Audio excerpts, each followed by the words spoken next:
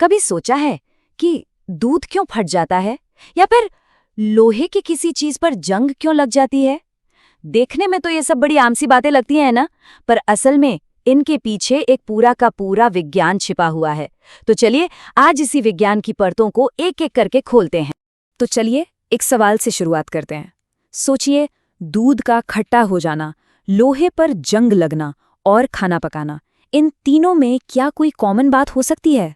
सुनने में तो तीनों बिल्कुल अलग अलग चीजें लगती हैं, है ना? लेकिन इन सब में एक बहुत ही गहरी समानता है, और वही समानता आज हमारे समझने का सेंटर पॉइंट है। देखिए, ये सब कुछ हमारी रोज की जिंदगी का हिस्सा है।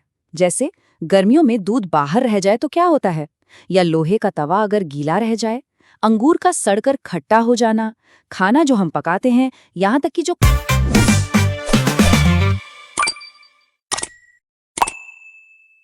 खाना हम पचाते हैं, और तो और हमारा सांस लेना भी, इन सब में एक ही चीज हो रही है। वो ये कि कोई चीज अपनी असली पहचान, अपना असली रूप ही बदल रही है। ये कोई मामूली बदलाव नहीं है, ये एक फंडामेंटल चेंज है। और हाँ, ये बातें बस यूं ही नहीं कही जा रही हैं। ये सारे उदाहरण सीधे साइंस की किताबों से हैं। मतलब इन्हीं उदाहरणों से केमिकल चेंज या रासायनिक परिवर्तन के कॉन्सेप्ट को समझाना शुरू किया जाता है।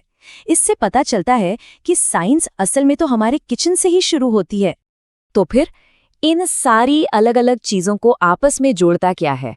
जवाब सिर्फ एक है, बदलाव। और ये कोई ऐसा वैसा बदलाव नहीं है, ये एक ऐसा बदलाव है जहां जो चीज पहले थी वो अब कुछ और ही बन चुकी है। उसकी पूरी की पूरी पहचान, उसकी पूरी प्रकृति ही बदल गई है। और साइंस की दुनिया में इस कमाल के बदलाव को एक खास नाम दिया गया है, रासायनिक अभिक्रिया या केमिकल रिएक्शन। सीधी भाषा में कहें तो ये वो प्रोसेस है जिससे कोई केमिकल चेंज होता है। मतलब एक ऐसी प्रक्रिया जिसमें जो शुरुआती पदार्थ है वो पूरी तरह से बिल्कुल नए पदार्थों में बदल जाते हैं। और सिर्फ पदार्थ ही नहीं, उनके गुण भी एकदम नए होते हैं। ठीक है, अभी तक हमने उन बदलावों की बात की जो अपने आप धीरे धीरे होते रहते हैं, जैसे दूध का फटना या जंग लगना। पर सवाल ये है कि क्या हम ऐसे किसी रिएक्शन को अपनी आंखों के सामने होते हुए देख सकते हैं? जवाब है बिल्कुल। तो चलिए अब एक क्लासिक साइंस एक्सपेरिमेंट देखते हैं। तो इस एक्सपेरिमेंट में होता क्या है, देखिए। सबसे पहले एक मैग्नीशियम का रिबन लिया जाता है, उसे साफ करके तैयार करते हैं। फिर उसे चिमटे से पकड़कर आग की लौ पर गर्म किया जाता है, और जैसे ही वो गर्म होता है, बूम, वो एक बहुत ही तेज, चकाचौंध कर देने वाली सफेद रोशनी के साथ जलने लगता है। और जब ये जलना बंद होता है तो पीछे क्या बचता है? एक सफेद रंग का पाउडर, राख जैसा। अब जरा इस बदलाव पर गौर कीजिए। रिएक्शन से पहले हमारे पास क्या था? मैग्नीशियम, एक चमकदार मेटल का रिबन। और रिएक्शन के बाद हमें क्या मिला? मैग्नीशियम ऑक्साइड, एक सफेद रंग का पाउडर। सोचकर देखिए, कहाँ एक चमकीला मेटल और कहाँ एक सफेद राख। दोनों चीजें एक दूसरे से कितनी अलग हैं। यही तो है केमिकल रिएक्शन का कमाल। तो सबसे जरूरी बात जो यहाँ समझने वाली है वो ये है कि एक पूरी तरह से नई चीज बनी है, चाहे वो दूध का खट्टा होना हो या फिर मैग्नीशियम रिबन का जलना। इन सभी मामलों में एक बिल्कुल नया पदार्थ बना, जिसके गुण, जिसकी पहचान पहले वाले से एकदम अलग है। यही केमिकल रिएक्शन का असली मतलब है।